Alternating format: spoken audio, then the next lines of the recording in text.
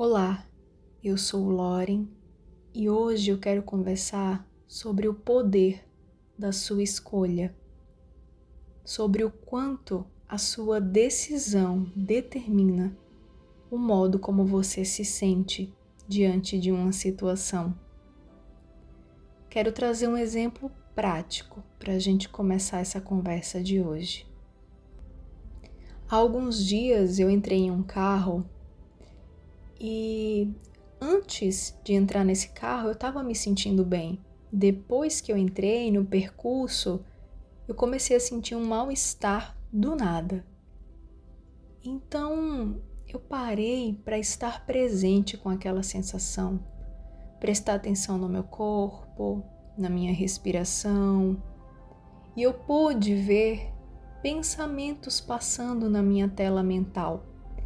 Num sentido figurativo, eu vi até eles rodando em meu entorno, com sugestões do tipo: você vai passar mal, você não está se sentindo bem, esse ambiente é ruim, era melhor você não ter vindo, e etc, etc, etc. Sugestões da minha mente.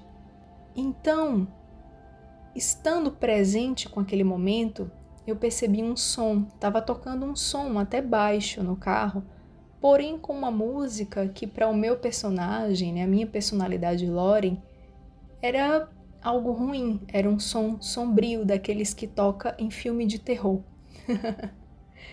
E então era um gatilho de mal-estar. Eu poderia ter aceitado aqueles pensamentos, achado que eu sou os meus pensamentos e que se eu estou pensando aquilo é aquilo que acontece, é aquilo que é aquilo que é real. Se eu aceito, se eu escolho me identificar com eles, eu começo a manifestar todas as sensações que estão condizentes, alinhadas com aquela vibração. Sensações de mal-estar, de pessimismo, de querer ir embora, enfim. Só que naquele momento eu fiz uma escolha. Opa, não. Foquei a atenção na minha respiração, inspirando profundo, levando a atenção para o meu cardíaco, para o meu peito.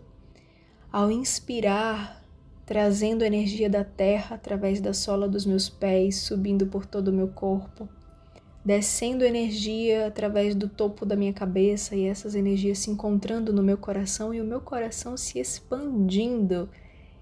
Então eu fiz uma ativação que eu já faço há alguns anos, que é da energia vital, e chegamos ao destino. Eu estava muito bem. O que é que eu fiz? Eu determinei, porque eu escolho o que eu sinto, como eu me sinto, o que eu penso. Às vezes, por nós estarmos muito identificados com uma situação, a gente não vai conseguir fazer esse movimento rápido. Então a gente vai deixar a sensação passar, às vezes vai chorar, vai se abraçar, vai se permitir ficar só. E às vezes a gente já vai conseguir fazer esse movimento muito rápido. Um outro exemplo. Se você está passando por uma situação de relacionamento afetivo e você sente que você precisa fazer um movimento que você não queria, mas que ele é necessário. Então, seja um rompimento, uma outra forma de olhar para aquela situação. E aí você leva para a centelha divina a seguinte pergunta: o que se requer aqui? Qual é a energia que se requer? E a energia que se requer, ela não é necessariamente a energia que o seu ego quer, que a sua personalidade gostaria que fosse, o como fosse, o quando fosse, mas é aquilo que precisa ser feito. E o que precisa ser feito, no fim, na essência da situação, é aquilo que a sua alma quer de verdade. Mas a sua alma ela está tão embotada de informações que você recebeu ao longo de gerações, ao longo da sua infância, da sua formação escolar, do seu nicho familiar, que você não percebe. Mas a sua centelha divina, ou como você queira chamar o Espírito Santo, a sua intuição, sabe e traz isso para você. E você pede para trazer aquilo para o seu corpo. Centelha divina traz a sensação para mim. deixa claro, deixa nítido, deixa óbvio que eu sinta paz na escolha verdadeira, na escolha que se requer para mim, que eu sinta paz, que eu sinta paz. E você vai ver que aí você deixa passar um tempinho e você vai começando a mudar as sensações. Então, você vai ter clareza sobre o passo que precisa ser feito e você às vezes vai enxergar o seu ego se debatendo, sofrendo um pouco, mas apesar daquilo você tendo internamente essa sensação de paz de que você está fazendo o que precisa ser feito.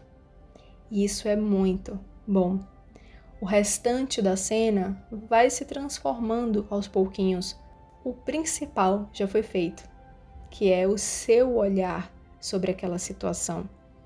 Porque entrando aí, numa forma de abordar isso segundo a mecânica quântica, o observador é quem colapsa a função de onda. O observador somos nós. Quem está olhando? Quem está enxergando? Eu estou enxergando que uma situação tem amor? Eu estou enxergando que uma situação tem dor? Então eu estou colapsando a função de onda. A onda é o que? É energia. Então colapsar é manifestar, materializar. E a função é o que eu estou dando. Então, se eu estou dizendo, né, se o meu inconsciente está dizendo e eu estou ali aceitando, porque se ele está dizendo, ele está trazendo para a superfície que aquela música no carro, ela é um gatilho para eu me sentir mal, e aquilo subiu para o meu consciente, eu estou acessando essa informação e estou, né, consentindo, então é isso mesmo, eu estou manifestando, ou seja, colapsando a função, ou seja, a determinação que eu dei para a onda, ou seja, para a energia, porque tudo é energia, tudo é uma grande onda, e aqui na terceira dimensão também é partícula. Então, tudo é partícula e onda ao mesmo tempo. A gente pode olhar para uma determinada coisa, pessoa, situação como matéria, como partícula, e entrar nas regras sociais, morais, científicas de como se resolve, como se olha para aquilo, ou a gente pode olhar para aquilo como onda, ou seja, como energia, e entrar na metodologia de como se conduz aquilo. O todo é tudo o que é. É como se fosse uma grande corrente de energia no qual todos nós estamos imersos, no qual todos nós estamos nos expressando. Então, o todo está se expressando através dessas partículas que são o nosso corpo. E é através de um experimento chamado dupla fenda, que, se você quiser aprofundar, o Hélio Couto, ele traz magnificamente esse conteúdo da dupla fenda. Através desse experimento da dupla fenda, ficou comprovado que se você escolhe olhar para uma coisa enquanto onda, enquanto energia, ou seja, enquanto mente, você está ali ressignificando de uma maneira uma situação. E se você escolhe como partícula, você está enxergando de uma outra situação.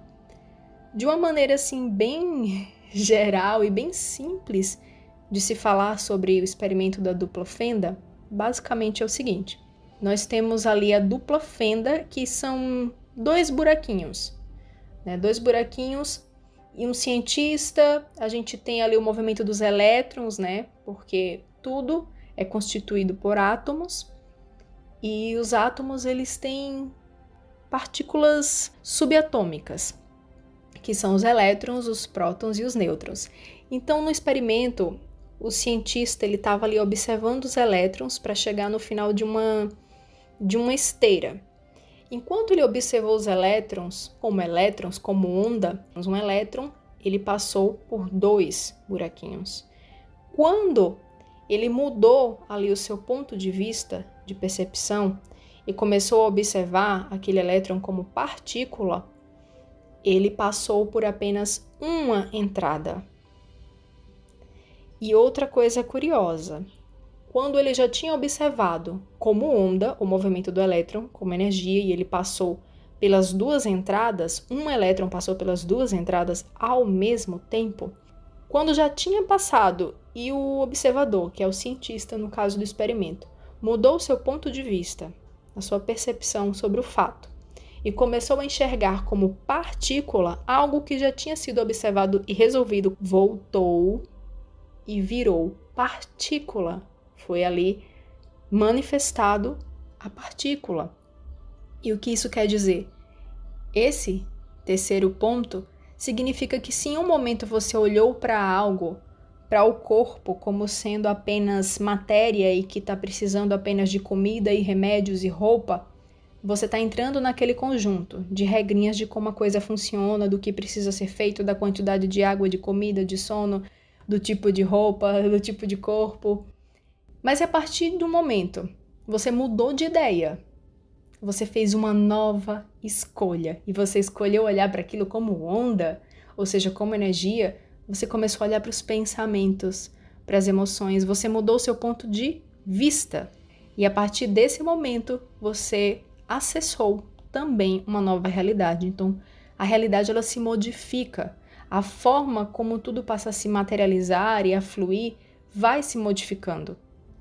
Então, que a nossa escolha seja para nos sentirmos bem, que o nosso maior objetivo seja estar bem, seja se amar, seja transbordar amor, seja a paz, seja estar em paz e fazer aquilo que a nossa alma quer, aquilo que precisa ser feito, independente de vir uma parte nossa ali, o ego, e dizer, mas olha, tá passando o tempo, mas olha, você não atingiu aquele sonho, mas olha, você tá com o corpo errado, mas olha, não sei o que, não sei o que. E aí, no sentido de pressa, pressão, imediatismo, né? O ego ele não sabe soltar porque ele não tem confiança no todo, porque o ego ele só enxerga partícula.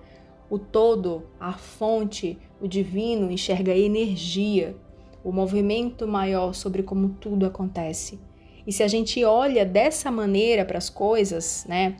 Ou pelo menos também dessa maneira, a gente entra num fluxo de muita leveza, independente se tá sol, se tá chuva, se a ponte tá funcionando, se a ponte quebrou. Quais são as ações inspiradas que eu preciso ter? As ações inspiradas vêm desse processo de guiança, vêm quando a gente se conecta com a nossa centelha divina e pede a inspiração do que é melhor, do que se requer, independente do que o ego quer, do tempo que o ego quer das coisas, e a gente vai sentindo uma paz, e a gente vai transformando a situação independente de metas, ideais. A gente vai vendo que as coisas começam a fluir quase como que sozinhas. Basta, em primeiro lugar, que a gente tenha esse poder de escolha. Com o tempo, os neurônios, o nosso sistema, ele vai redirecionando, ele vai criando ali até estratégias para se alinhar com as suas novas escolhas. Então, de repente, você precisou tomar uma decisão que você sabia que precisava ser tomada, porque você teve uma guiança para fazer aquilo, mas naquele momento veio o desconforto, porque não é algo que você está acostumado a fazer. De repente, você não é uma pessoa que se ama, que você coloca sempre os outros, o que os outros querem em primeiro lugar, porque de repente você tem medo de desagradar e as pessoas te rejeitarem e as pessoas não te olharem bem e você perder um emprego por conta disso ou deixar de ganhar algo.